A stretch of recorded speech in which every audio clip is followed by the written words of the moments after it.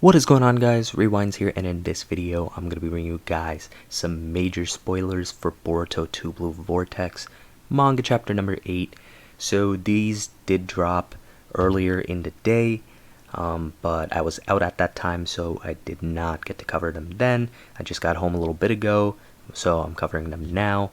Still excited nonetheless to talk to you guys about these spoilers, and the best part is, for me at least, I haven't seen much of what's up either, so I'm kind of going into this blind, so I'll be reacting along the way.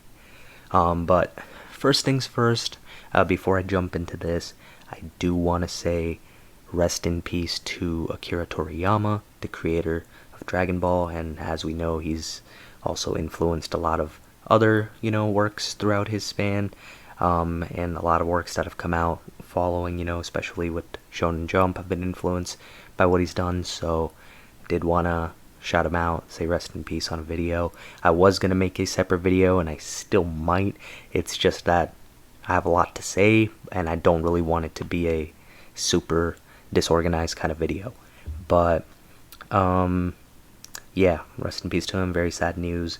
I'm still going to be covering Dragon Ball content on the channel, regardless of, what they decide for the future of Dragon Ball. That will still be here. And I plan on talking about the latest chapter sometime soon as well. But nonetheless, let's move on over here and have a look at these spoilers. So shout out to this page, Boruto 2 Blue Vortex, on Twitter for giving this information. Sadly, the original people that would give out the spoilers, Abdul Zoldyck and Luana, they seem like either they're done giving out spoilers or they're at least on a extended break. I don't know when that's going to change or if that's going to change, but for now I'm looking for other sources just so I can get you guys these spoilers quicker rather than later. So, first things first, we got a little summary over here of the actual spoilers. So, here are some key points of what's going to happen in the chapter. So, we have Jorah on the cover of the chapter. I think that's pretty cool because we've been getting, a lot of cool solo covers lately, and it's cool seeing a villain get one. So there's that. Kawaki actually goes after Jorah and Hidari in this chapter. So this makes me think, based off how last chapter ended, that maybe Jorah and Hidari pulled up to the village if Kawaki is going after them. At least that's what I would assume. Another point is, as Hidari and Jorah are entering the village, Sarda says Papa, and they identify him as Sasuke. So, apparently to the villagers and Sarda, it seems like this is Sasuke to them, and, they're kinda on the money, but not really, because it's not the real Sasuke, but it's, this Shinju being instead. So they're gonna find out real quick, I think, that this isn't really Sasuke and that they're in danger. So we also find out that these Shinjus can use the wood release. So this is a big thing to know because I figured they were going to do this, but they're going to be making them really OP, of course, because, everybody, when it comes to the power scaling now, is so up there. At least, like, the main villains and the main, protagonists of the series have to be up there. So in order for them to compete with Boruto, I get that this makes sense too, that they have something a little bit more unique like this. Hidari actually dodges the rods, but gets kicked away by base Kawaki. So, seems like Kawaki had a little moment over here where he starts trying to use his rod attack on Hidari, who does dodge them, but Kawaki does end up launching a kick at him though.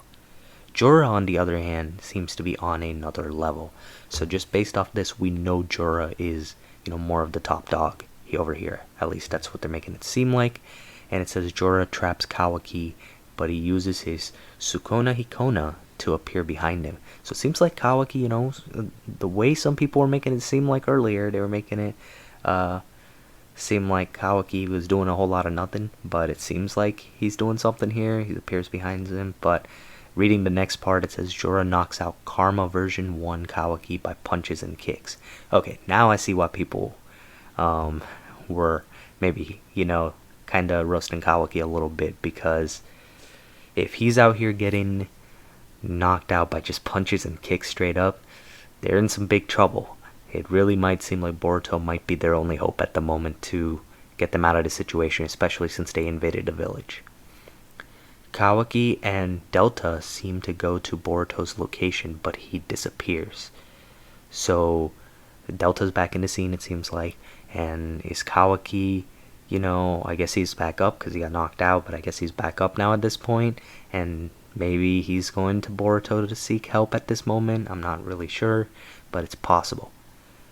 Another big point is that Sarada and Sumire are in this chapter, so there's that.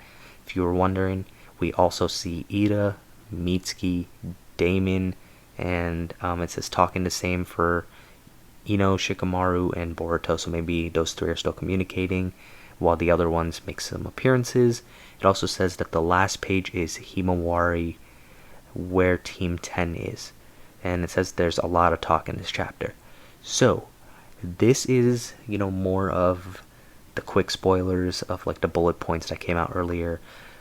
There is more that I'm going to show you guys, more so images and stuff. I'm not sure if it's translated, but I know there's some panels I got to show you guys, and maybe that's going to reveal a little bit more of kind of what's going on. So let's head over here. So I think the source is a guy, I've heard of this guy before, his name is Rai. He just leaked some of the stuff beforehand. So this is just a post about this is what Himawari might look like, because I did read something about how they were trying to track Naruto's chakra, and that led them actually to Himawari. So now some people are speculating, does Himawari have the Nine Tails inside of her, or some kind of chakra from the Nine Tails?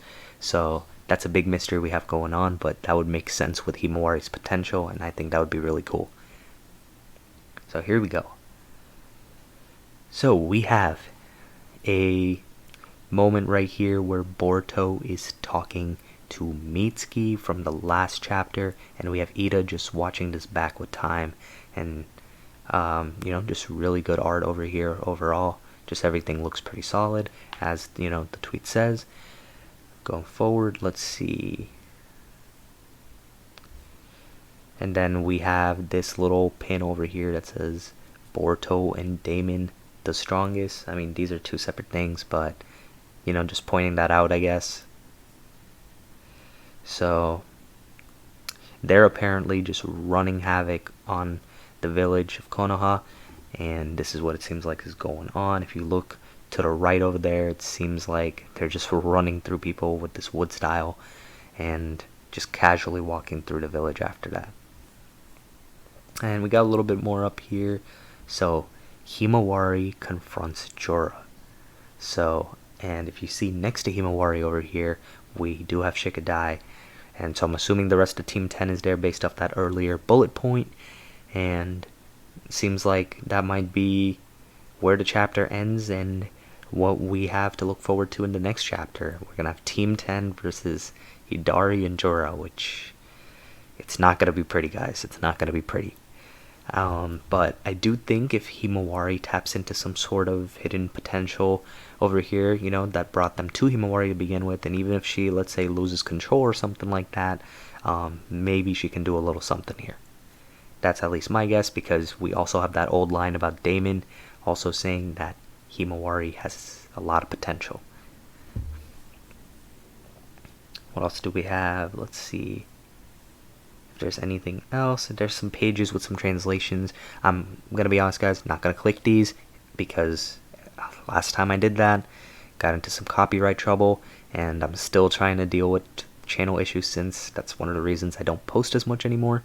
But trying to get back in the gear of things behind the scenes. It's taking forever to fix up stuff, but working on it slowly but surely. It's hopefully going to be resolved in the next few weeks or months. But if you guys are really interested in reading like more of the direct translations, like page to page, feel free to check out some of these Twitter accounts, like Boruto2Blue Vortex retweeted that, but the actual page with the translations is called Itachi Flawless. So and last thing over here, we have Boruto on the V-Jump cover, which is pretty cool, and that's pretty much it. We don't sadly have too much more in-depth spoilers than that, at least From what I've seen, a lot of more of what's circulating right now is opinions on stuff. We do have more panels, I'm sure, out there, but I think pretty much I covered the gist of like the main points of what's going on. There's probably, some details into conversations the characters are having that are important too. So if you do want to look into it a little more, feel free to just browse on Twitter. You can literally look up hashtag Boruto and you will find, pretty much everything you need to see. But hopefully you guys did enjoy this video, and let me know definitely for sure what you guys thought of everything in the comments below. Overall, I'm excited for this chapter. I think that it's definitely setting up for a lot of good things. Last chapter I felt like was pretty cool because we had Boruto versus Mitsuki and then some setup at the end. So it seems like that setup is paying off a little bit in this chapter, and then it seems like we're really setting up more for something big to happen in the next chapter. So something I'm definitely looking forward to. But that's going to wrap up this one. Next video I will be making is either a Dragon Ball Super video, or I will be making a Boruto review next. So hope you guys did enjoy this one though. If you did, be sure to hit the like button and subscribe to my channel if you guys are new. And as always, I hope you guys have a good day or night, whatever you guys are watching this video. I'm Rewinds, and I'm out.